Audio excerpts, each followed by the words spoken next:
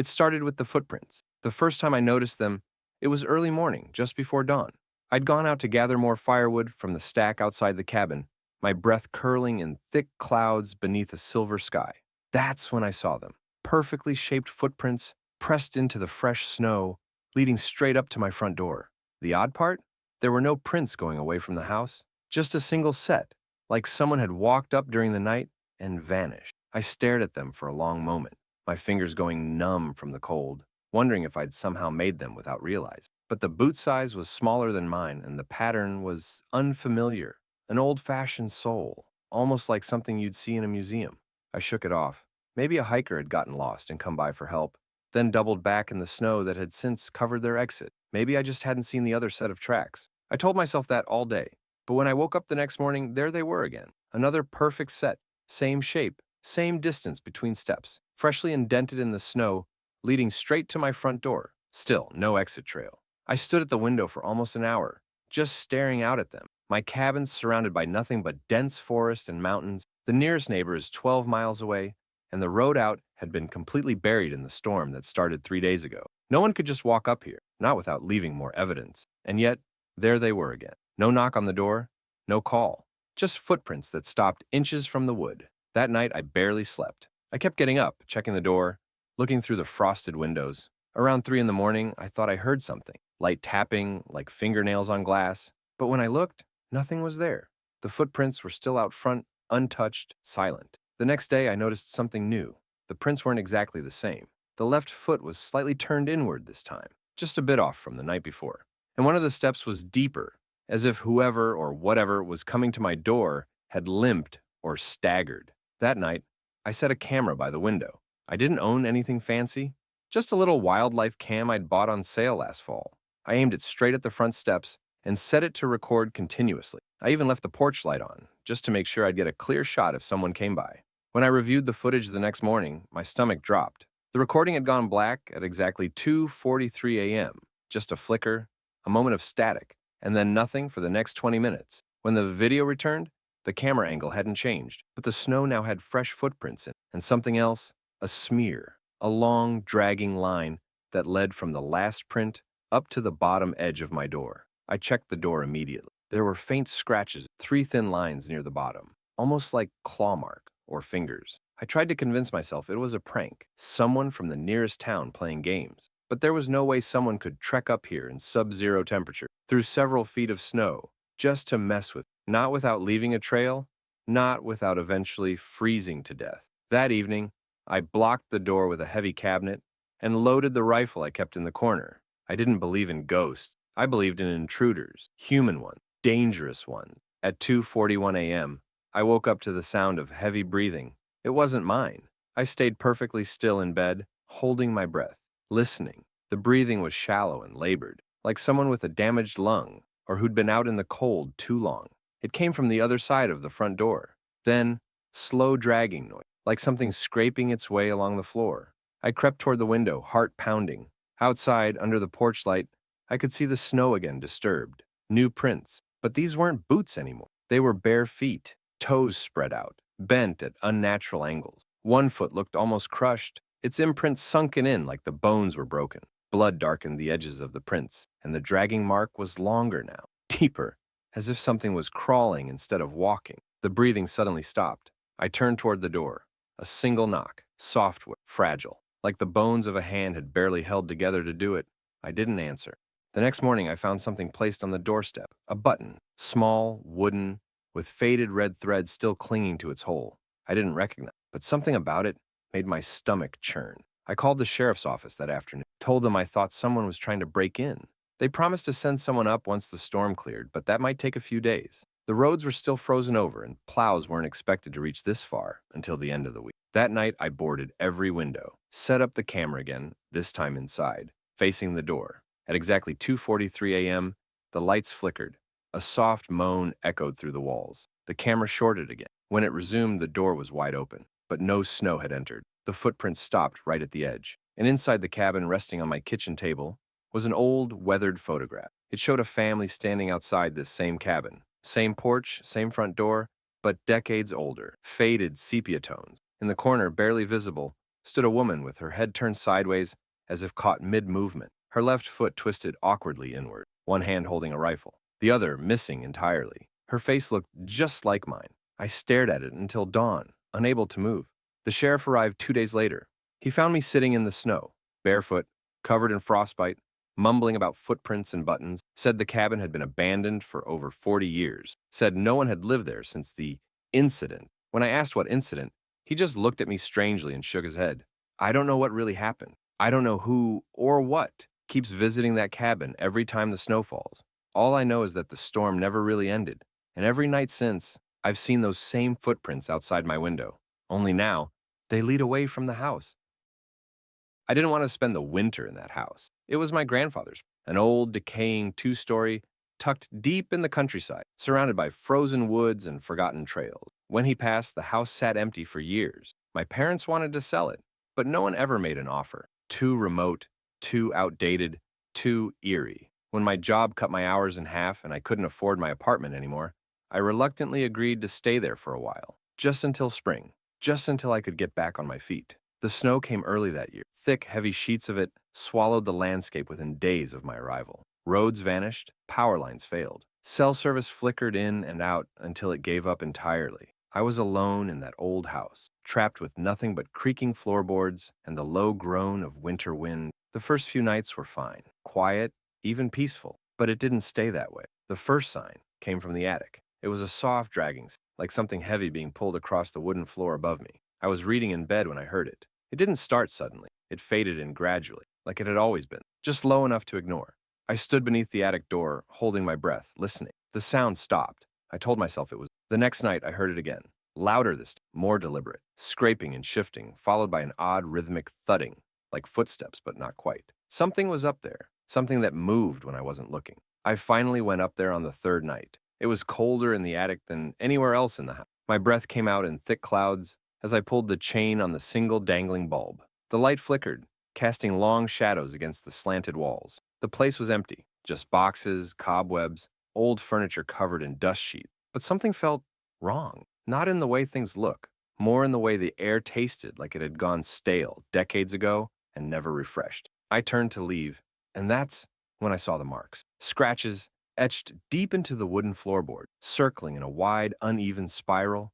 At the center of the spiral was a small, rust-colored stain. I tried to ignore it, told myself maybe Grandpa had dragged furniture across the floor years ago. Maybe he'd spilled something. Maybe I was letting the isolation get to me. But then, things started changing. I'd go to sleep with all the doors shut, only to find the attic door open in the morning. I'd hear the thuds again, closer, sharper, almost beneath the floor. One night, I found the door to the basement open as well, even though I hadn't touched it in days. The air down there was thick and damp, heavy with the smell of rot and rust. Something had been disturbed, and then the whispers started, soft, unintelligible murmurs coming from within the walls. I couldn't make out the words, but I could feel them, low, guttural sounds that seemed to crawl down the back of my neck. I'd lie awake at night, blankets pulled to my chin, and just listen. Sometimes they stopped abruptly, as if they knew I was paying attention. Other times they grew louder, more urgent, like something buried beneath the house was trying to be heard. One night, I woke to a loud bang from the attic. I rushed upstairs, flashlight in hand, heart pounding. The spiral was bigger now. Fresh scratches widened its circumference. And at the center, a wooden box sat where nothing had been before. I didn't remember ever seeing it. It looked handmade, with iron hinges and a rusted latch. My hands trembled as I opened it. Inside was a single item, a bone, human, weathered, and etched with strange symbols that made my skin crawl just looking at them. I threw it back into the box and shoved it into a far corner. I should have left then. Should have packed up and walked through the snow until my legs gave out, but I didn't. Something about that house held me, like invisible hands pressing on my shoulders, every time I thought about leaving. The next few days blurred together. I stopped sleeping. The whispers never stopped. Doors slammed by themselves, lights flickered. Sometimes I'd catch glimpses of movement just outside the windows, pale shapes standing too still in the snow, watching from a distance. When I blinked, they'd be gone. Then came the night of the storm, a whiteout, the worst I'd seen in years. I tried to barricade the house, but nothing helped. The wind howled through every crack, rattling the windows like angry fists, and somewhere beneath it all, I heard footsteps again, coming down the attic stairs, slow, deliberate, one step at a time. I locked myself in my bedroom, clutching the rifle my grandfather had left behind. The door handle jiggled once, then stopped. And then, nothing. Silence. Until I heard breathing right behind me. But I was alone in the room. I turned slowly, and in the mirror across from the bed, I saw something standing behind me. A figure, tall, emaciated, skin like cracked ice, limbs too long, its face an eyeless blur. It tilted its head toward me, like it was studying something beneath my skin. My reflection stared back, wide-eyed, paralyzed in terror, but I couldn't turn around. I could only watch. It raised one hand and pressed it to the mirror. I felt a chill against the back of my neck. Then, in the morning, the spiral was gone. The attic empty. The whispers stopped. Everything went still. I packed my things that day, left without a second glance. The roads were still buried, but I didn't care. I walked for miles until I reached the main highway, half frozen and delirious. A truck driver picked me up, said I was lucky I made it out alive. That was 3 months ago. Sometimes I still hear the whispers when I try to sleep. Sometimes I see that figure in my reflection, just for a second, just behind my shoulder. And last week, I got a package in the no return address. Inside was the wooden box, and the bone was still inside. It wasn't supposed to snow that night. The forecast had called for light flurries, nothing unusual for late January. I was working the night shift at the old roadside motel, just off Highway 47, a quiet, nearly forgotten stretch of road where barely anyone checked in unless they were lost or running from something. I'd taken the job a few weeks back to get some space from my family and figure out my life. It was dull, but it paid, and more importantly, it gave me solitude. The motel had 12 rooms, half of them permanently out of order due to age and neglect. The walls were paper-thin, the pipes groaned when you ran water, and the manager's office, where I spent most of my shift, smelled faintly of mildew and old coffee. I didn't mind. It was usually just me, a space heater, and the occasional drifter or trucker looking for a place to crash for the night. That evening started like any other. The parking lot was empty. Room 7, the only occupied room, had a single guest who checked in earlier that afternoon. A wiry man in a long brown coat, quiet, eyes that didn't blink enough. He paid in cash and didn't say much beyond asking for the room farthest from the front desk. I thought nothing of it at the time. People like that came through often enough. It was only later that I remembered something odd. He signed the ledger with a name I couldn't pronounce. The letters didn't even look right, like they were written in a language I'd never seen before. Around 11 p.m., the snow started falling. Heavy, fast, thick flakes, piling up faster than I could believe. It was like the sky opened up all at once, swallowing the parking lot and the road in a matter of minutes. I stepped outside to look, and the silence hit me hard. No wind, no traffic, no sound at all. Just the soft, eerie crunch of snow beneath my boots, and a sky full of falling white. When I got back inside, the phones were dead. I tried my cell. No service. Then the lights flickered. For a few seconds, everything plunged into darkness, until the backup generator kicked in, humming weakly to life. I sighed in relief, but something about the way the lights came back unsettled me. The bulbs had a strange yellow hue now, almost sickly, like they were filtering through something rotten. And then the knocking started. I thought it was the wind at first, until it came again, precise, steady. 3 slow knocks from the back door. The door no one ever used. The door that led to the maintenance shed behind the motel. I grabbed the flashlight and opened it. No one was there, but something had left footprints in the snow. Bare feet, human, leading from the woods directly to the door, then stopping. No return trail. Nothing but dark trees swaying slightly in the distance. I locked the door again. By midnight, the snow was waist deep. I could barely see the parked cars anymore. Room 7's light was still on, but I hadn't seen the guest since he checked in. I was just settling back into the chair when I heard something else. Something that still sends chills down my spine to remember. A low humming. Not mechanical, not human. Just this deep, bone-vibrating hum, like it came from the earth itself. I thought maybe it was the generator acting up again.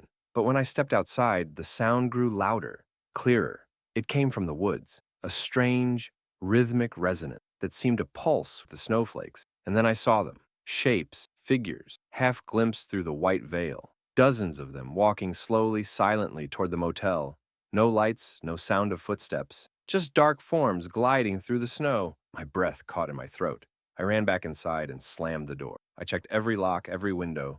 I turned off the lights and crouched beneath the desk, heart pounding. The humming kept growing louder.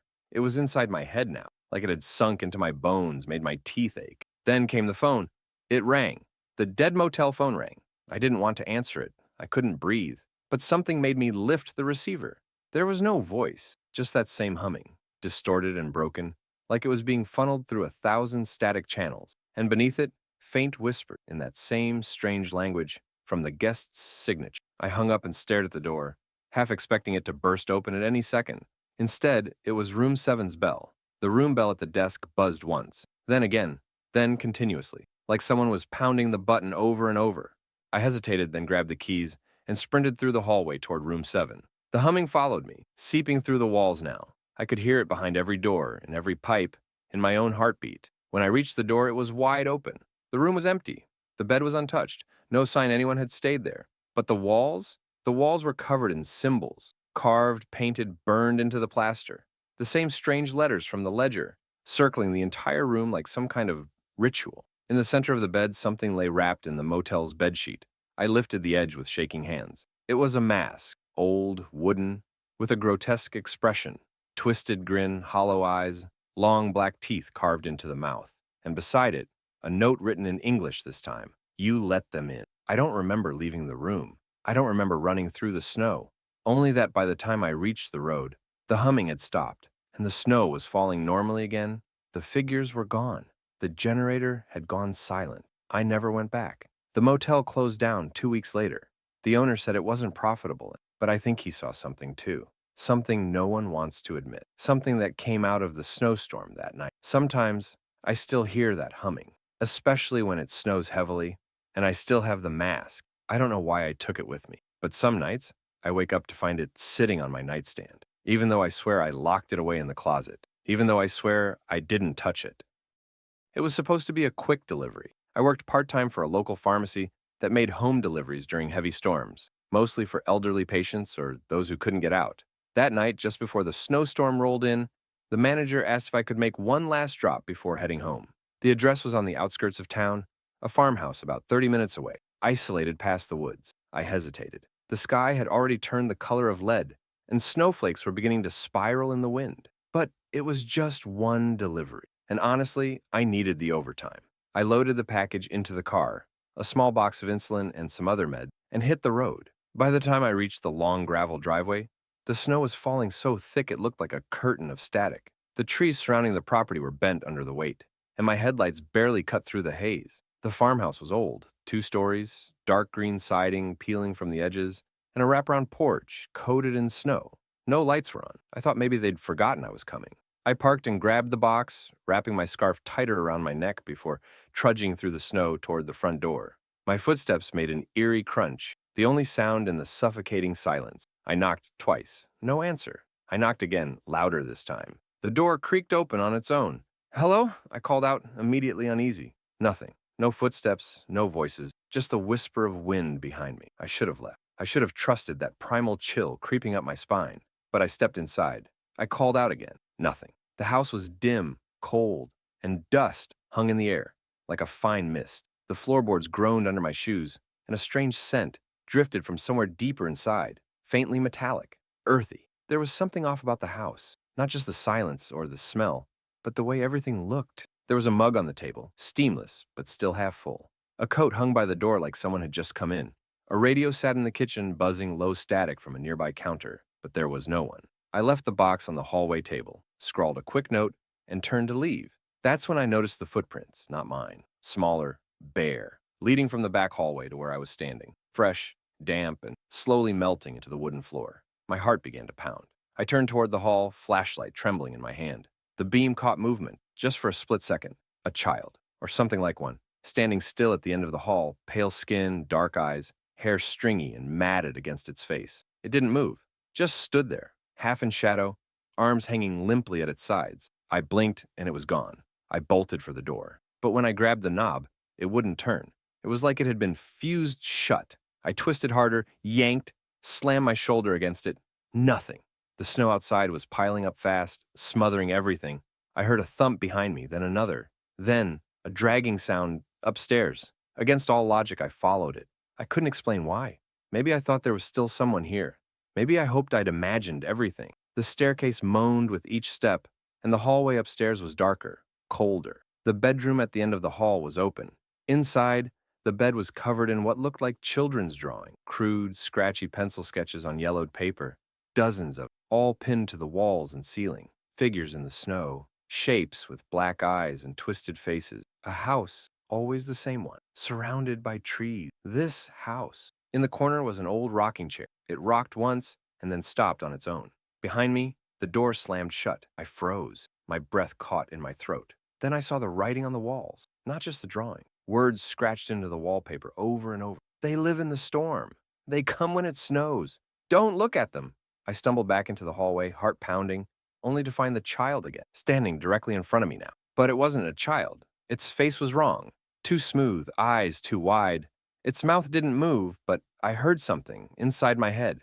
A whisper, long and drawn out. You brought them. The lights went out. Everything turned to black. I ran, tripped, crawled down the stairs, crashing into the walls, knocking over furniture. The humming started again, deep and vibrating, like it came from the very bones of the house. Outside, I could see them through the window now. Tall figures moving through the snow, circling the house. Dozens of them. Their faces indistinct, blurry, like the snow itself refused to let them be clearly seen. When the front door finally burst open, I didn't think. I just ran. I didn't care that I left my car.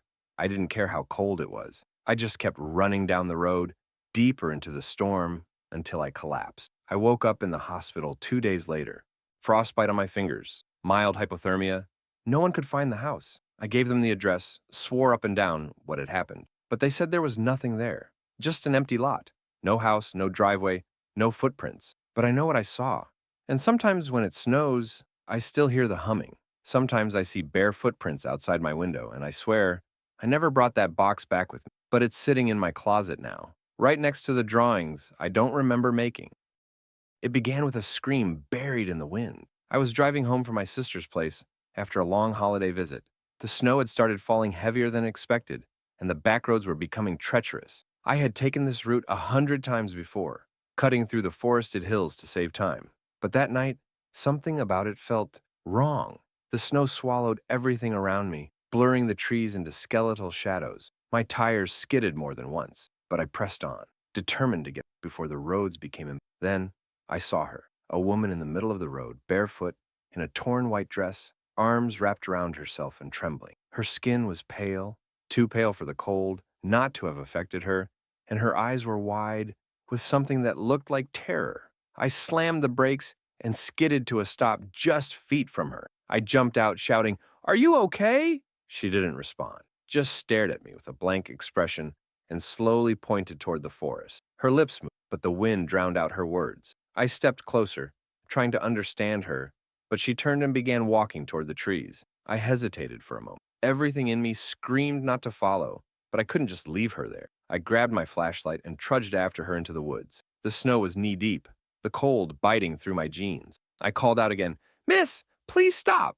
Let me help you." She kept walking. Then I saw it, something hanging from a tree in the distance, a pale object swinging gently in the wind. As I got closer, my heart dropped. It was another woman, hanging by her arms, tied to the branch with red, fraying rope. Her head hung low, hair frozen into stiff strands, but she was still breathing, barely. I ran to her, trying to untie the knots, yelling for help, even though I knew no one would hear. My fingers burned from the cold as I worked at the rope. The woman I had followed was gone, vanished into the snow without a trace. And then I heard footsteps, not one set, several, crunching slowly through the snow behind me. I turned around. Shapes were emerging from between the trees, people or things, tall, impossibly thin, moving wrong, like marionettes pulled by invisible strings. Their faces were pale and stretched, mouths slightly open, black eyes glistening in the dark. One of them let out a low croaking, like ice cracking beneath a frozen lake. I didn't wait. I managed to get the tied woman free, slinging her over my shoulder, and stumbled back toward the road. The forest seemed endless. Every direction looked the same. But I ran, fueled by pure panic, praying I'd find the road. And somehow, I did. My car was door hanging open, headlights dimming. I threw the woman into the passenger seat and floored it, tires spinning as I took off down the road. I didn't look back. I didn't dare. At the hospital, they took the woman in immediately. She was severely hypothermic and in shock, but alive. When I told the nurses what happened, they looked confused. One of them said, "You brought her in?" I nodded. They exchanged glances. "Sir, that woman died yesterday. She was reported missing 2 days ago. Her body was found in a tree, exactly where you described. But her time of death was confirmed hours before you said you found her, I argued. Showed them my car's dashcam footage, the timestamp. The video clearly showed me carrying her into the ER, but the woman wasn't in the footage, just me, carrying nothing, talking. They thought I had a breakdown, maybe hallucinated everything from stress and the storm. But then, a week later, I got a package in the mail. No return address. Inside was a single Polaroid photo. It showed the forest, covered in snow. In the center of the frame was me, standing in the trees, carrying someone who wasn't there. And in the background, barely visible between the trunks, were the tall, pale figures, watching. I haven't driven that road since, but I still hear the scream sometimes, buried in the wind. I was house sitting for a friend during the storm, a cozy little cabin tucked deep in the woods, surrounded by nothing but snow-draped trees and silence. It was supposed to be peaceful, a short getaway while he visited his parents out of state, the kind of place people dream about escaping to. No neighbors, no traffic, just me, the fireplace, and the sound of snow falling outside. The first night was fine. I curled up by the fire with a book, occasionally sipping from a hot mug of cocoa. The wind howled outside, but it felt warm and safe inside. Almost too quiet, but I liked it. Peaceful. The second night, I started hearing things. It began as soft thuds on the porch. I figured it was snow sliding off the roof or branches dropping ice, but the sound was rhythmic, like footsteps. I opened the front door and peered out. Nothing but darkness and snow. When I closed the door and turned around, the kitchen light was on. I hadn't turned it on. I walked over, turned it off, shook my head, and chalked it up to a faulty switch, or maybe I'd just forgotten. I was tired. It had been a long day. But when I got up the next morning, I noticed something unsettling. Footprints, bare ones, leading across the porch and disappearing into the snow.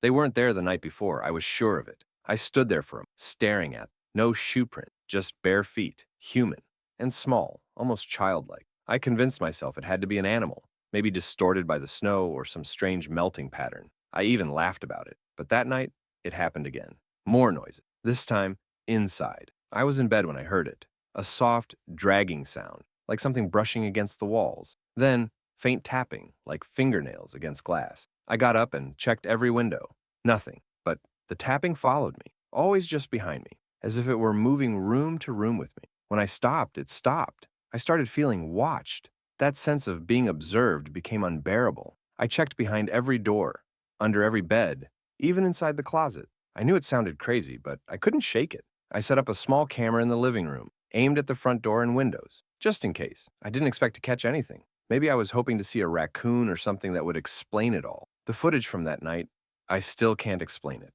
Around 2:46 a.m., the camera picked up movement. A figure, thin, hunched, crawling along the floor on all fours, moving silently toward the fireplace. Its limbs were too long, its joints bent the wrong way. The face was pale, blurred, with eyes that seemed to glow faintly in the dark. It just sat there, watching the fire, for hours. Then it turned to look directly at the camera. I didn't sleep the rest of the night. At sunrise, I packed my bags, locked the place up, and left. I didn't care if my friend was angry. I wasn't staying another night. But before I left, I walked out to the porch again, just to check. The snow was fresh, untouched, except for one thing: new footprints, not leading away from the house, leading toward it, bare, wet, and fresh. When I got home and opened my suitcase, my blood ran cold. At the very bottom, tucked between my clothes, was a single photograph I hadn't packed. It was the cabin, taken from outside in the snow. In the picture, I was standing at the window, staring out. Only, I wasn't alone in the photo. There was a figure behind me, just over my shoulder. The same one from the video, the one that was never supposed to be real. Now, every time it snows, I hear the soft tapping on my bedroom window, no matter where I am. I was working as a snowplow driver during one of the worst blizzards our town had seen in years. Long, silent nights clearing remote roads, while the wind screamed around me like a wounded animal. It was lonely work, but I liked the solitude. Something about the rhythm of plowing through snow in the dead of night was calming, until that one night. That night still haunts me. It was around 2:30 a.m. I was clearing a back road near the old Whitlow trailhead, an area most people avoided, even in good weather. The road curved through dense forest, and in that kind of snow, visibility dropped to a few feet at best. As I pushed through a deep drift, something darted across the road in front of me. I slammed on the brakes. At first, I thought it was a deer, but when I looked again through the swirling snow, I saw a person, a man, just standing there in the trees, facing me. He wasn't wearing winter clothes, just a soaked flannel shirt and jeans, barefoot, arms limp at his sides. He didn't move. didn't flinch when the headlights hit him. I rolled down the window and yelled, "Hey, are you all right? Do you need help?" No answer. Just that empty, hollow stare. I radioed dispatch, told them I'd spotted a possible stranded person. They said they'd send a deputy, but it might be a while with the storm getting worse. I stepped out with my flashlight and walked toward the man, but when I reached the spot, he was gone. No footprints, no tracks, nothing but snow and silence. I was shaken, but I convinced myself it was the wind playing tricks on me. I'd been awake too long, maybe starting to see things. I got back in the cab and kept plowing. 10 minutes later, I passed by one of the maintenance pull-offs, and my headlights caught him again. Same man, same blank stare, just standing by the roadside watching me pass. This time, I didn't stop. I kept driving faster than I should have, feeling my pulse spike. The wind howled louder, the snow thickened, and somewhere behind me, I thought I heard footsteps crunching in the snow, chasing the truck, somehow keeping pace. I made it to the service station at the highway junction and rushed inside. One of the night attendants looked up and said, "You look like you saw a ghost." I just laughed it off, told him I was probably overtired. But when I stepped back outside to fuel up the plow, something was off. There were handprints on the back window of the cab, long, wet smears, as if someone had been clawing their way inside. I asked the attendant to check the security cameras. We watched the footage together, and we saw it. Me, pulling in and getting out of the truck. But for a split second, the camera picked up something else too. Right before I stepped out, a figure appeared behind me in the cab. He didn't open a door. He didn't climb in. He just appeared, staring straight at me. And then he was gone.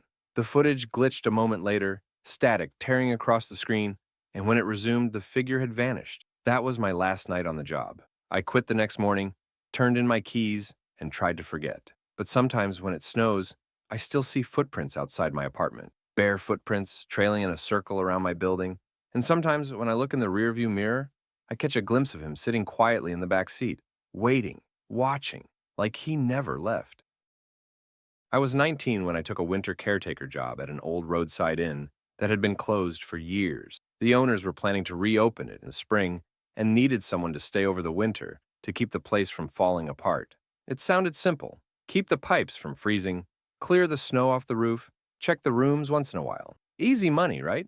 The inn sat at the edge of a forest, far from the nearest town. Snowstorms rolled in hard and fast out there, blanketing the place in white silence. It was beautiful, in a way that made you feel small. But it didn't take long for that beauty to twist into something else, something colder, something wrong. It started with the noises. The first week was quiet. I'd spend my evenings reading by the fireplace in the lounge, the flames crackling and wind whispering against the windows. Then I started hearing faint creaks above me, slow, methodical footsteps in the empty upstairs hallway. I checked it every time. Nothing. Just empty rooms and silence. One night, I left a trail of salt across the floor outside my bedroom, just to see. A dumb idea, I know. I didn't expect anything. But the next morning, the salt had been disturbed. There were footprints in it, bare feet, small, like a child's, and they stopped right at my door. I tried to convince myself it was a draft or an animal, even though it made no sense, but it got worse, much worse. Every mirror in the building began fogging up, on its own even when the air was cold and dry, and every time they did, there were faint smudges on the surface, like fingerprints pressing from the other side. I started covering them with sheets. I didn't want to see what was looking back anymore. Then came the voices. At first, I thought it was the wind, a soft, whispering sound slipping through the cracks. But some nights, I could make out words, my name, repeated again and again, sometimes from upstairs, sometimes right outside my door. I stayed locked in my room listening to the floorboards creak with heavy footsteps and soft giggles echoing down the hallway. One night, I woke up to find the door to my room wide open, the salt line disturbed again, like something had been pacing back and forth. I packed my bags that morning. I didn't care about the job anymore. I just wanted to leave. But when I tried to start my car, the battery was dead. The wires had been torn out, like something had chewed through them, except the bite marks were too large, too human. I was stuck. That night, the whispering grew louder. More voices, more footsteps, the sound of something scratching at the walls. And then something knocked, not on the door, from inside the closet. I stared at the door, heart pounding. Another knock came, then a soft giggle. I ran. I didn't even grab my things. I sprinted through the snow, down the long driveway, not stopping until I reached the highway. A snowplow driver found me hours later, half frozen, shaking, unable to speak. The inn was never reopened. A year later, I read an old newspaper article. Someone posted online. The inn had been built on the site of a burned-down orphanage from the 1940s. It had been closed after several children went missing, one by one, in the dead of winter. Their bodies were never found. Sometimes, when it's quiet and the snow starts to fall, I hear those voices, faint giggles, bare footsteps echoing through the hallways of my mind. And I never look in mirrors any because I'm scared I'll see them behind, still waiting. I used to love snows. Something about the world turning quiet under a blanket of white always made me feel calm, peaceful. But that changed last winter, after what happened at my uncle's cabin. He had passed away unexpectedly, and my family needed someone to go up and pack his belongings before the property was sold. I volunteered. The cabin sat near a frozen lake, surrounded by thick pine woods, isolated but beautiful, exactly the kind of place my uncle loved. I arrived just as a heavy storm started rolling in. By nightfall, the wind was screaming and snow piled in thick drifts against the windows. I had lit the fireplace and started going through boxes when I found something strange in the hallway closet. An old wooden box, locked, with no key in sight. It looked hand-carved, the lid etched with strange, unfamiliar symbols. It wasn't labeled like the rest of my uncle's things, and I'd never seen anything like it in his house before. That's when I noticed the footprints, just outside the back door. Not boot prints, bare feet, human, thin and narrow like a child's, leading toward the forest and stopping right at the door. I stared at them for a long time. No prints leading away, just standing there, as if someone had been watching the cabin. I locked the door and tried to shrug it off, but a gnawing unease took root in my stomach. Later that night, the temperature plummeted. I was in the bedroom when I heard a soft knock, 3 slow taps. Coming from inside the house, I froze, listened. Another knock, this time on the bedroom window. I pulled back the curtain, expecting to see a branch or maybe wind-blown debris, but there was nothing there, just a faint handprint in the frost on the glass, small, too small to be an adult's. I didn't sleep much that night. The next morning, I decided to break open the wooden box. I don't know why. Maybe I thought there'd be something inside to explain the strange feeling that was clinging to the cabin. I pried the lock open with a screwdriver, and inside, I found a stack of photographs, old, black and white, worn with age. Every photo showed children, standing in the woods, staring into the camera with empty expression. Some looked injured, bruises, scratches, swollen eyes. The last photo stopped my breath cold. It was the cabin, my uncle's cabin. Same porch, same trees, but there were children standing all around it in a circle, barefoot in the snow. And in the window, barely visible, was my uncle. He looked terrified. I put the box away, sealed it back up, and decided I'd leave first thing in the morning, storm or not. That night, the whispers began, soft, high-pitched, childlike. Coming from the hallway, I sat by the fireplace, clutching a kitchen knife, too afraid to sleep. Shadows moved just outside the edge of the firelight. I'd hear footsteps pacing the floor, tiny and quick like someone, or several someone, running circles around the cabin. Then, I heard the front door slowly creak open. I knew I'd locked it. I ran to it, slammed it shut, bolted every lock. But as I turned back toward the living room, I saw them. Small figures, pale, wet footprints soaking into the wooden floorboard. Their faces were blank, their eyes black voids. One of them tilted its head at me, curious, almost playful. I screamed and ran to the bedroom, barricading the door with furniture. I could hear them outside, scraping at the walls, giggling, whispering my name. They didn't stop until sunrise. When I finally dared to come out, everything was gone. No footprints, no open doors, no whispers. But on the kitchen table was one of the photos I'd found in the box, placed neatly, like a message. It was a new one. I was in it, standing in the window, looking out in fear, and behind me in the reflection of the glass were the children, grinning. Last winter, I was hired to do snow removal for a remote mountain research facility. Just a temporary job while the usual groundskeeper was on medical leave. The pay was decent, and I figured it would be a peaceful couple of months. The facility was isolated, surrounded by dense woods and steep cliffs, miles from the nearest town. It was the kind of place that felt like it had slipped out of time. There were only a few staff members working there, mostly scientists and researchers who kept to themselves. I stayed in the old caretaker's cabin near the edge of the property, far enough from the main building that it felt like I had the forest for company. I didn't mind. I'd always been good at being alone. The first few weeks were uneventful, just me, the snow, and the occasional howl of wind through the trees. But I started noticing something strange. Every morning, no matter how much snow had fallen, there were footprints outside my cabin. Not boot prints, bare feet, human, thin. Sometimes they circled the cabin. Sometimes they led from the woods and stopped at my doorstep. I thought maybe it was one of the researchers messing with me. But when I brought it up, they gave me strange looks, like I'd said something I shouldn't have. One of them, an older guy named Dr. Callahan, pulled me aside after the others had gone and said, "Don't follow them. Whatever you do, don't follow them." I asked what he meant, but he just walked away. That night, I couldn't sleep. The wind was brutal, slamming against the walls, whistling through the cracks in the old wood. Around midnight, I heard something tapping on the window. I thought it was just a tree branch, but when I checked, there was nothing there. Only a small handprint in the frost, on the inside of the glass. The next morning, I found more prints in the snow. This time, they led away from the cabin, deep into the woods. Curiosity got the better of me, and I followed them. I walked for what felt like hours. The snow grew deeper, the trees denser. The prints continued, unbroken. Impossible for a barefoot person to have left in those conditions. But I kept going. Eventually, I found something, a clearing, and in the middle of it, a cabin, identical to mine. Every detail the same color, same porch, same windows. Except this one looked old, abandoned. The wood was rotten. The door hung off its hinges. The windows were shattered, and in the snow just outside it were dozens of footprints, all bare, all leading into the cabin. I should have turned back. I should have run, but I stepped inside. It was dark, cold, and silent. The air smelled like wet earth and rotting wood. I moved slowly through the rooms, trying to make sense of what I was seeing.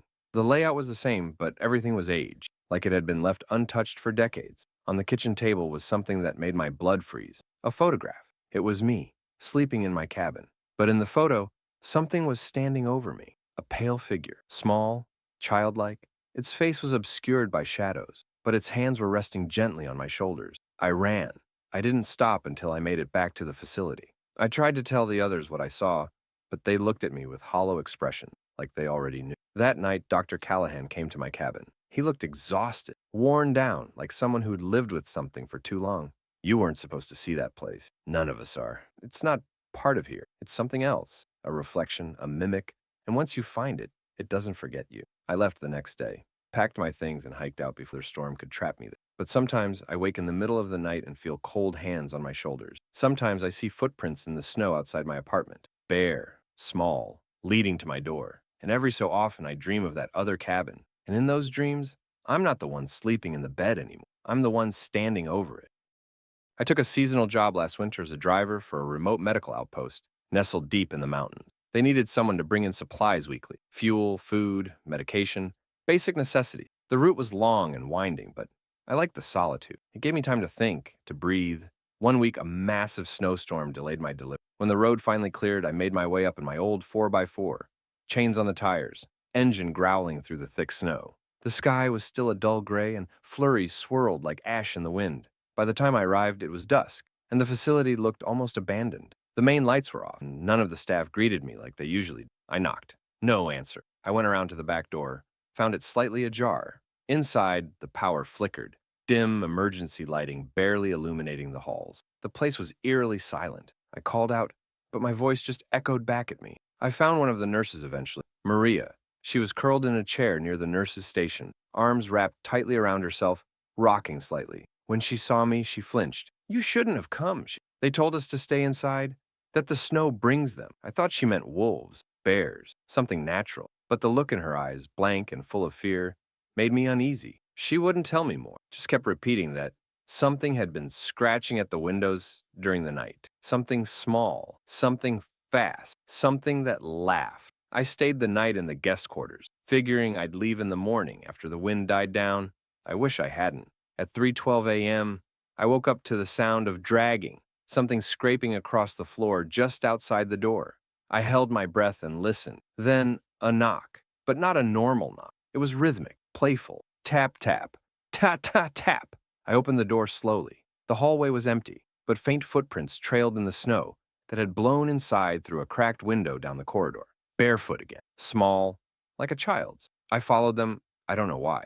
Maybe I thought someone needed help. The tracks led to the operating room. The lights in there flickered wildly, casting strange, stuttering shadows across the walls. And there, lying on the floor, was Dr. Harlan. His eyes were open, blank, his mouth contorted in a frozen scream. His fingernails were shredded like he'd tried to claw his way out of something. On the walls above him, words were scratched into the paint. "Let us in."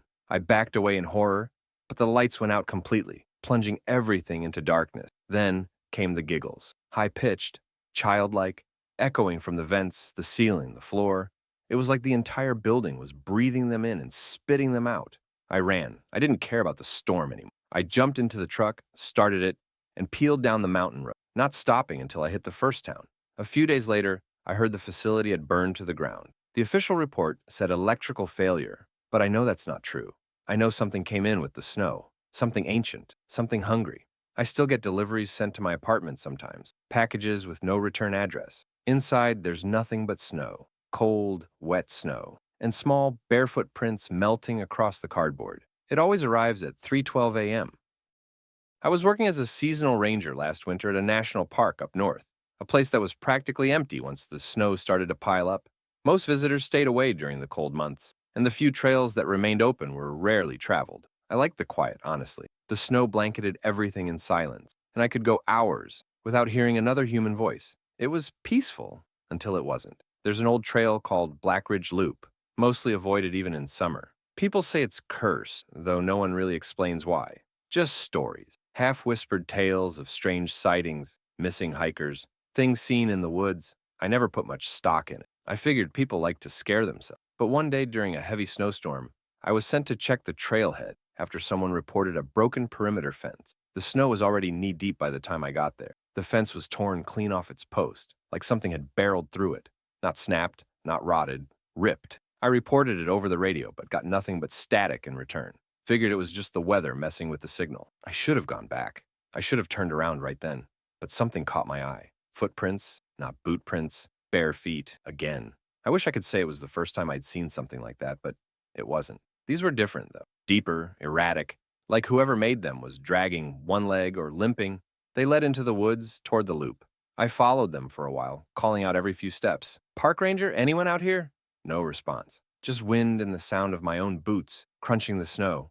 After about 20 minutes, I found a strange structure deep in the woods. Not a cabin, not anything I'd ever seen before. It looked like an altar, stones stacked in strange patterns, twigs woven through it in spirals and knots, bones scattered around the base. Not animal bones, small, human. I froze. Something about the place felt wrong. Not just scary, but off. Like the air itself was thicker there, heavier. My breath fogged and drifted slower. The silence became almost suffocating. Then I heard it. Laughter. Low at first, but it grew louder. Not from one direction, but from everywhere around me. I spun in place, trying to find the source, but the trees were empty. Still, the footprints had reappeared, circling me now.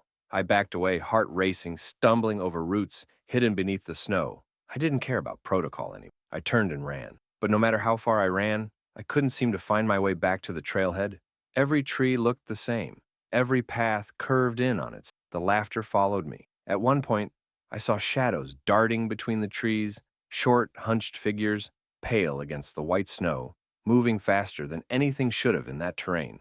When I finally found the trailhead again, it was nearly dark.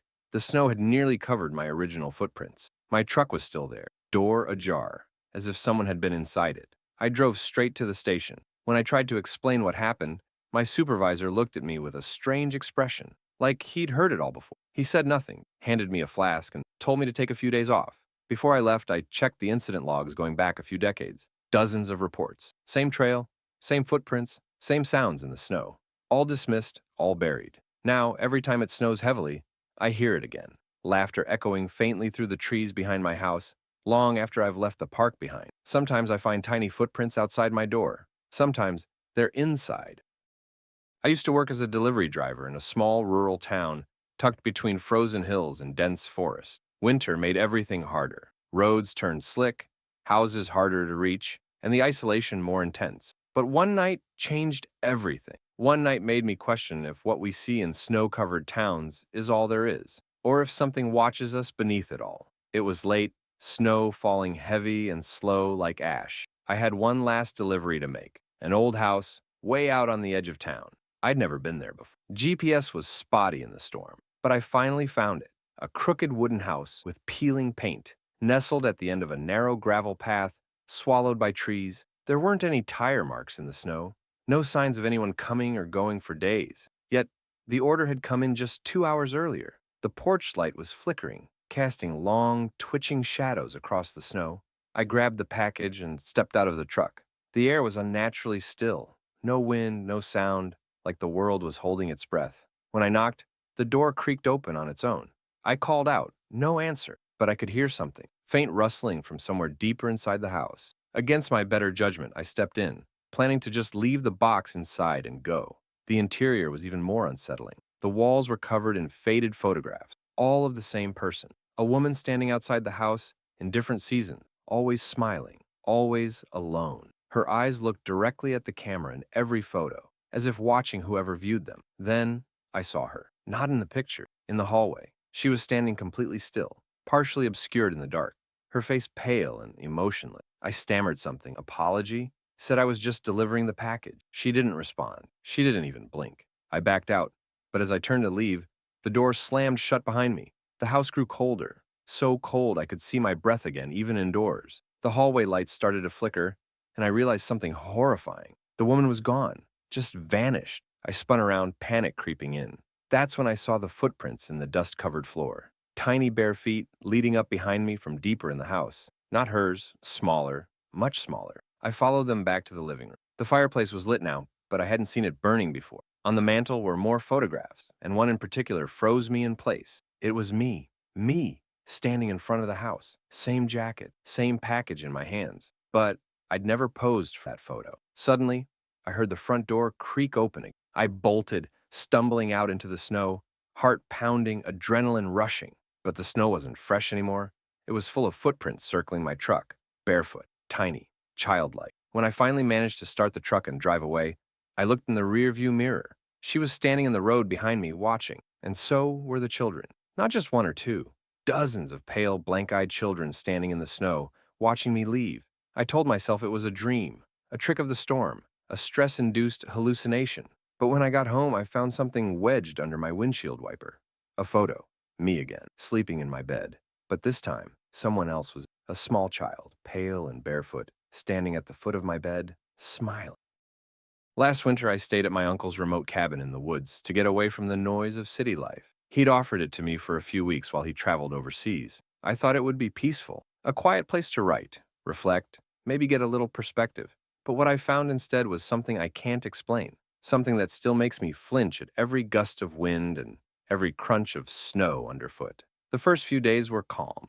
The place was old but cozy, with a wood-burning stove and a small library of dusty novels. The snow fell steadily, but I didn't mind. I had firewood, supplies, and the silence I'd craved. The only strange thing was a locked door at the end of the hallway, one my uncle had told me to ignore. Just storage, he said, nothing worth fussing over. I didn't press him about it, not then. But after the third night, I started hearing noises, soft tapping sounds from behind the door. Not constant, not rhythmic, just occasional, random, almost like someone was knocking. At first, I thought it was pipes or rodents, but the cabin had no plumbing in them, and I never saw signs of animals. Still, I tried to convince myself it was nothing.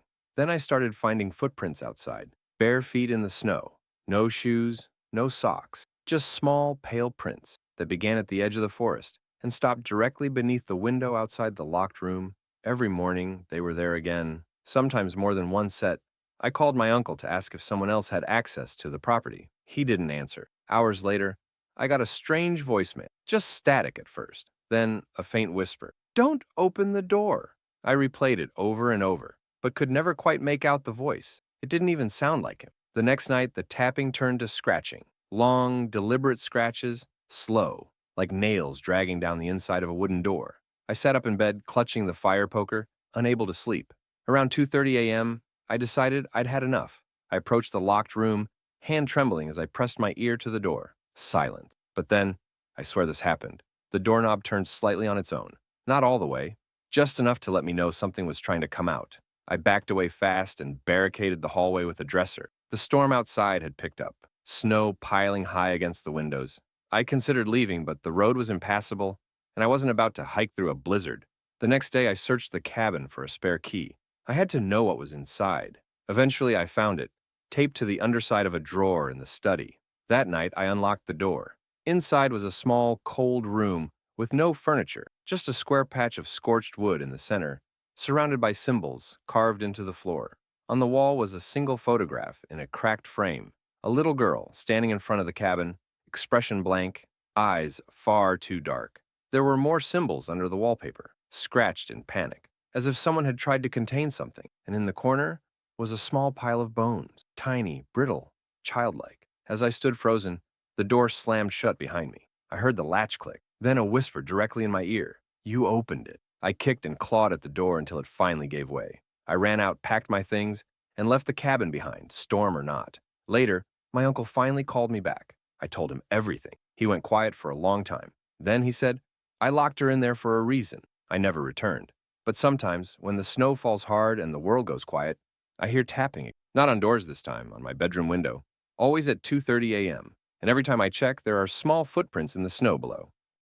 A few years ago, I was part of a volunteer search and rescue team in a remote mountain region. Most of the calls we got were for lost hikers, snowmobilers, or people who underestimated the cold. But there was one search, one I still can't talk about without feeling like I'm being watched. That changed how I see the woods, especially during a snowstorm. It started when a young couple went missing during a weekend getaway. They'd rented a secluded cabin deep in the forest. When they failed to check out, the rental company sent someone up to look for them. The caretaker found their car buried in snow, their phones still charging inside the cabin, and no sign of either of them, just footprints leading into the woods. The strange part, the footprints didn't come back. We were called in that same day. The weather was getting worse, snow falling thick, visibility dropping fast. I was assigned to a small team of 3, and we were sent north into a dense part of the forest, following what little trail remained from the couple's tracks. After a few hours of hiking, something started to feel off. There was no wildlife, no sounds at all, just the soft crunch of snow under our boots and the wind whispering through the trees. It was like the woods were holding their breath. Then, we found the first thing that didn't make sense, a shoe, just one, partially buried in the snow, still warm when I picked it up, not frozen, not wet. It was like it had just been dropped moments earlier, but there were no fresh tracks nearby, just wind-swept snow and tree branches creaking in the distance. We pushed deeper in, unsure whether we were even going the right direction. And that's when we started noticing something else. Tree carving, strange symbols etched into the bark of trees at irregular intervals. None of us could recognize. They didn't look like animal markings or anything natural. They were too symmetrical, too deliberate. And then the whispering started. At first, we thought it was wind, just air moving through branches. But soon it became words, faint, indistinct, like voices just beyond the range of understanding. Each of us heard different things. One guy swore he heard his mother's voice calling his name. The other said it sounded like a woman crying for help. I heard breathing, slow, raspy breathing, right behind me. But whenever I turned, there was nothing. We should have turned back, but we didn't. We found a clearing just before nightfall, and in the center was a snow-covered mound. Underneath it, we found the missing man, naked, curled in a fetal position, eyes wide open but completely unresponsive. He was alive, barely. His skin was ice cold, and he kept mumbling something over and over. "She walks between the trees. She walks between the trees." No sign of the woman. We radioed in for evacuation, but our signal kept cutting out. As night fell, the forest got colder, unnaturally cold. Our flashlights began to flicker, and the whispering came back, louder now, almost chanting. It didn't sound human anymore. Then we saw her, or it, a figure standing at the edge of the clearing, tall, wrapped in shadows, face obscured beneath what looked like a veil of frost-covered hair. The man on the ground started screaming when he saw it, screaming like an animal, begging us not to let her take him again. We dragged him back toward camp, never looking behind us, even though we could hear her footsteps, soft, slow, crunching behind us in perfect rhythm with our own. When we finally made it back to the trailhead, there were no more signs of her. The man was taken to the hospital, but he never recovered. He stopped speaking altogether within a week, just stared at windows, wide-eyed and trembling. The woman was never found, and I don't think she ever will be. Sometimes, I still dream of that clearing. I still hear the chant. She walks between the trees, and sometimes, when the snow falls heavy and everything goes quiet, I see those symbols again, scratched into trees that were never there before. I used to work as a road maintenance operator in a small, snowy town tucked away near the mountain. Every winter, the town would get buried in thick snow, and my job was to keep the roads clear and safe. Most nights were uneventful, just me, my snowplow, a thermos of coffee, and long stretches of silence. But there's one night I'll never forget, one night that still creeps into my thoughts when the snow begins to fall. It was during a particularly brutal snowstorm. Visibility was low and winds were howling, but I'd been ordered to clear one of the back roads, leading out toward an old, mostly abandoned neighborhood called Black Hollow. No one really lived there anymore. Most of the homes were boarded up, victims of time, decay, or tragedy, each with its own rumor or urban legend. People said Black Hollow was cursed, but I never believed that nonsense. Until that night. The road was thick with snow and barely recognizable. I had to keep the plow slow and steady, watching the roadside markers through the blizzard. About halfway in, my headlights picked up something on the shoulder. I slowed to a stop. It was a car, an older model sedan, nearly buried in snow. The doors were closed, engine off, and the windows fogged. I stepped out to check if anyone was inside. When I got closer, I saw a woman sitting in the driver's seat, staring straight ahead, unmoving. I knocked on the glass. She didn't respond. Her skin was pale, almost blue, and her eyes looked glassy. I thought she was dead at first, but then she blinked, slowly, and turned to look at me. Her mouth moved, but I couldn't hear anything through the storm. I yanked the door open. That's when I realized something was terribly wrong. Her lips were torn and raw, like she'd been mumbling or chanting for hours. Her hands were covered in frostbite, and her coat was soaked in melted snow. But the inside of the car was warm. The heater was on full blast. There was no way she should have been that cold. She grabbed my wrist tightly and whispered, "Don't let it in." I tried asking what she meant, but she began shaking violently and pointing toward the woods on the left side of the road. I looked. There was nothing there, just thick trees and swirling snow, but something didn't feel right. The silence behind the storm seemed heavy or something, as if the forest was holding its breath. I helped her into my truck and called dispatch to report what I'd found. They said they'd send someone, but communications started cutting out. Static bled into every call, and I could barely hear them. Then, I saw movement in the rearview mirror. Something was standing behind her car. It wasn't human, not entirely. It had the shape of a person, but it was wrong.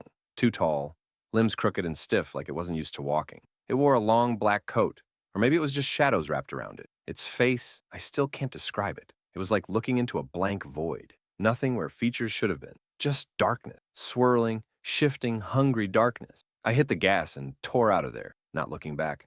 The woman sobbing beside me. The thing didn't follow us, at least not visibly. But I swear, for the rest of the drive, I could feel it, pressing in from the forest, trailing just outside the reach of the headlights. The woman wouldn't stop muttering. She kept repeating the same phrase over and over. It lives in the cold. It waits for open doors. Later, she told me it had been following her since the moment she took a wrong turn toward Black Hollow. She said it doesn't chase. You just invite it by noticing, by looking too long, by opening your door. She didn't remember how she ended up in the car again. All she knew was that when it looked at her, she couldn't move anymore, couldn't think, just whisper. She vanished from town the next week. No one knew where she went.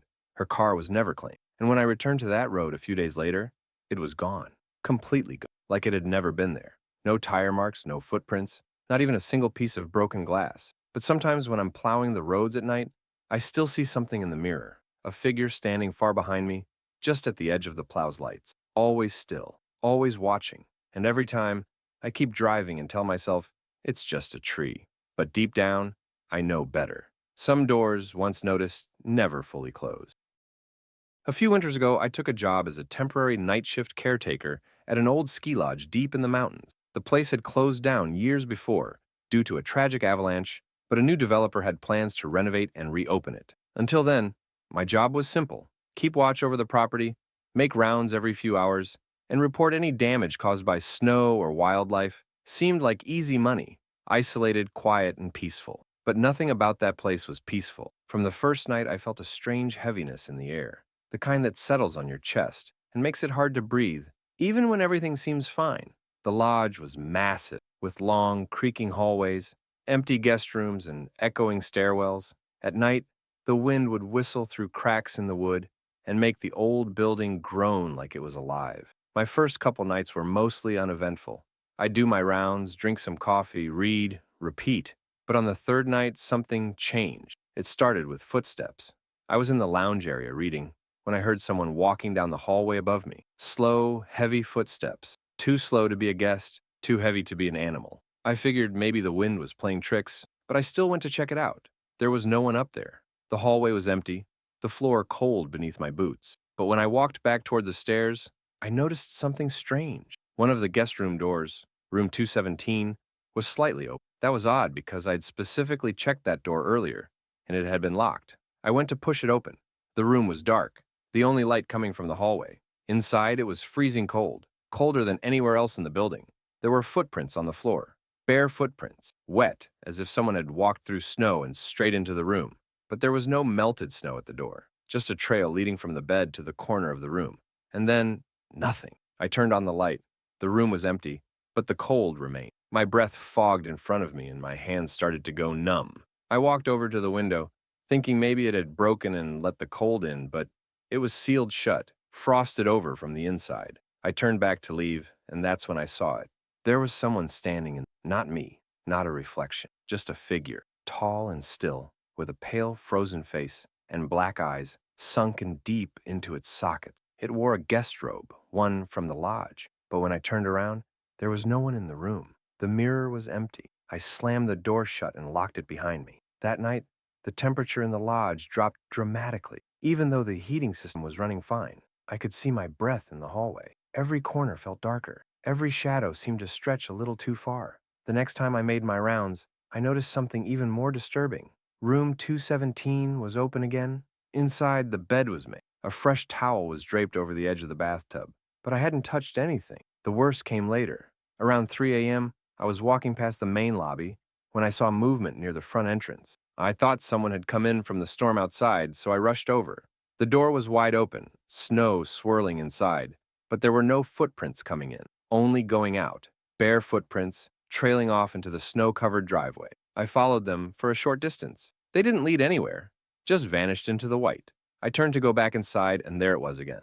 That figure standing just beyond the tree line, barely visible in the dark, watching, still wearing that same robe. When I got back inside, room 217's door was shut again. I didn't sleep that night. I sat in the lobby with every light turned on, holding a flashlight and a fire poker, praying for the sun to rise. The next day, I told the property manager I was quitting. He didn't even argue, just nodded like he expected it. Before I left, I asked him one last question. What happened in room 217? He looked at me for a long moment, then said, "We never told you because we didn't want to scare you off. But that's where the last caretaker died, froze to death.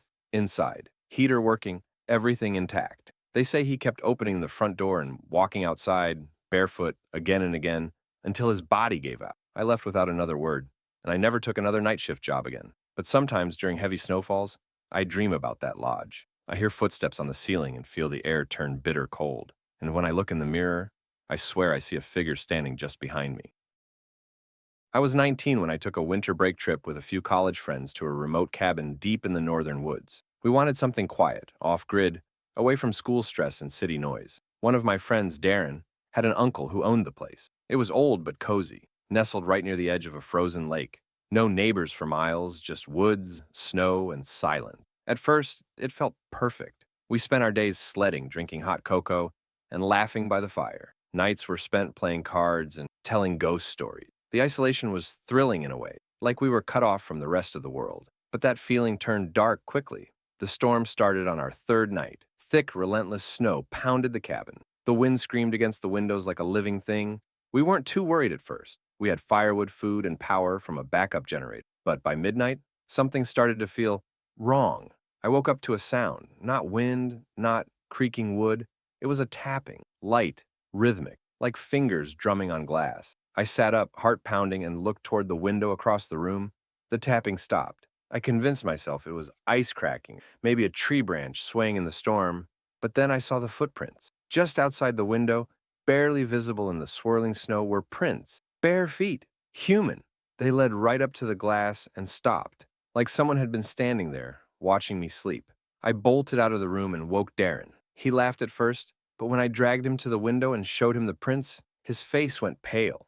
We called the others into the living room and locked all the doors. We checked around the cabin. No sign of anyone. But the prints, they were real, and they weren't ours. That was just the beginning. The next night, we started hearing movement outside. Slow, crunching footsteps circling the cabin. We'd take turns looking through the frosted windows, but there was never anyone there. Only those same bare prints appearing and disappearing in the snow.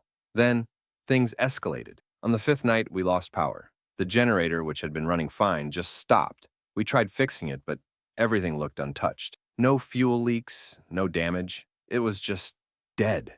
We huddled by the fireplace, wrapped in blankets, but the cold seeped in quickly. One of my friends, Lisa, started crying. She said she kept hearing whispering in her room, soft voices speaking a language she couldn't understand. We all heard it that night. Whispers coming from the walls, the attic, the fireplace. And always, those footprints outside. Darren finally broke and said something he'd kept to himself. His uncle had warned him not to come here during winter. Said the cabin was fine in the warmer months, but when the snow came, so did something else. He never explained what, just called it the Pale One. None of us had ever heard that name before, but it sent chills down my spine. That night, Lisa vanished. We woke up to find the front door wide open, snow blowing in, and her bed empty. Her boots were still by the door, her coat untouched, just a trail of barefoot prints leading into the woods. We followed them until they disappeared in the storm. We called for hours, searched until frostbite nearly set in, but she was gone. We spent the rest of the night barricaded in the cabin, waiting for dawn. I didn't. None of us. Every window felt like a doorway for whatever was out there. The footprints never stopped appearing. When morning came, the storm finally cleared enough for Darren to drive his truck down the mountain road. We left everything behind. We didn't speak the whole ride back. None of us ever talked about it again. But I still see those prints sometimes. When the snow falls heavy and I wake up to the tapping on my window, I know it's still out there. The pale one, still watching, still waiting. And somewhere out in that white wilderness, Lisa's walking barefoot through the snow. It was supposed to be a short detour, just a quick stop for gas and snacks before continuing our winter road trip. My girlfriend Mia and I had been driving for hours through a heavy snowstorm. The highway was nearly invisible beneath the whiteout conditions, and when the low fuel light blinked on, we pulled off at the first exit we saw. The gas station appeared like a ghost through the storm, an old flickering sign half buried in snow, the building behind it dimly lit and eerily quiet. There were no other cars in the lot, no signs of life. But the pumps were still working, and we didn't have a choice. Mia stayed in the car while I stepped out to fuel up. The cold hit me like a wall, sharp, punishing. I shivered as I stood under the weak canopy light. That's when I noticed the footprints. They were everywhere. Bare feet, small ones like a child's, leading away from the gas station and disappearing into the woods behind it. Some were fresh, crisp in the snow, like they'd been made just minutes ago. Others were older, partially filled by snow. I felt a prickle crawl up my spine. Something about it felt wrong. Inside the convenience store, the lights were dim and flickering. It smelled like rot and wet wood. The cashier wasn't at the counter. In fact, the whole place felt abandoned. I walked through the aisles slowly, calling out, but no one answered. Then I heard something from the back room, a slow, dragging sound, like feet being pulled across the floor. I stopped in my tracks, heart pounding. The dragging stopped too. I turned toward the front door, ready to leave, but I caught a glimpse of something in the freezer aisle. A figure. It was standing perfectly still, pale, thin, its skin almost translucent to the flickering light. It was a child, but something about its face off. Hollow eyes, too wide, a mouth slightly open but motionless, as if frozen in a silent scream. I blinked, and it was gone. I rushed back outside. Mia was still in the car, looking worried. "Where the hell were you? You were in there forever." I looked at the clock. I'd only been gone a few minutes, 5 at most, but her phone said 25. We left immediately. The tires screeched as I peeled out of the lot. I didn't tell Mia what I saw until we were miles down the road. She thought I was just tired, seeing things. But that night, in the motel room we found hours later, I woke up to the sound of scratching, faint at first, then louder. It was coming from the window. I pulled the curtain aside, and my breath caught in my throat. Bare footprints, all over the balcony, leading to our window. Then, a small face appeared in the frost-covered glass, just for a moment, pale, mouth open, those same hollow eyes. Mia screamed. We packed up and left before dawn, drove straight through the next state. We never figured out what that gas station was. No record of it on any maps, no business list, just a faded name on an old road sign we never saw again. But sometimes when it snows, we find footprints outside our window, tiny, bare, slowly circling the house. It was my first winter living completely alone. After my divorce, I needed distance from people, from memories, from everything. So I moved into a small rental cabin deep in the northern woods, far from city life. The landlord, an old man with a face like crumpled paper, handed me the keys without much talk. All he said was, "Don't let the snow in." I thought he was being metaphorical. The cabin itself was quiet and simple. Wooden walls, a small fireplace, and one large window facing the tree line. It was peaceful, exactly what I needed. The first few days were uneventful. I'd drink coffee in silence, read by the fire, watch snow pile higher every day. But then came the scratching. At first, I thought it was an animal. The cabin was surrounded by woods, maybe a squirrel or a raccoon trying to burrow. But the sound didn't come from the floor or walls. It came from the window. Always the same time, around 3 a.m. A slow, deliberate scratching along the glass. Long pauses, then again, like fingernails dragging across ice. I started sleeping in the back room to get away from it, but it kept happening. Louder, closer, and every morning, I'd find faint marks on the outside of the window, scratches in long, looping patterns that didn't make any sense. Not claw marks, something else. One night, I stayed up to catch whatever it was. The storm was thick that night, snow coming down in thick waves. Around 2:45, I sat quietly by the window, lights off, just the fire flickering behind me. Then, at exactly 3:03, it started. Scratch, pause, scratch, drag. I stared out into the snow, heart pounding. At first I saw nothing, just snow swirling and the black line of trees beyond. But then I saw a shape. It was standing in the snow just beyond the window, unmoving, tall, too tall, almost as if it didn't belong. Its arms hung low, too long, and something about the way it tilted its head made me feel sick. I blinked, and it was gone. No footprints, nothing. The next morning, I found something outside that made my blood run cold. A set of footprints in the snow, not human, elongated, bent in unnatural angles, almost like deer hooves, but wrong, like someone pretending to be a deer, but getting it all backwards. They led up to the window and stopped there, and from that day on, it got worse. The scratches turned to tapping, the tapping turned to knocking, and one night, I heard the front door creak open on its own. I rushed out of bed and found it wide open, snow blowing in, but there were no footprints leading away from the porch, only leading inside.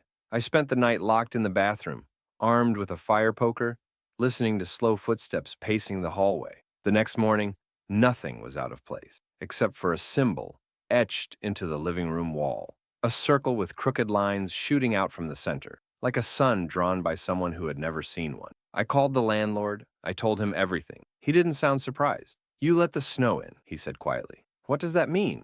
"They say the snow carries things, spirits, not dead ones, older, hungrier. Once they know your warmth, they want it." I left that day, packed what I could, and drove through the storm, never looking back. I still dream of the scratching sometimes, and sometimes I wake up to see snowflakes on the inside of my window, small, delicate, melting slowly, like something had been watching me again. I don't live near snow anymore. I never will.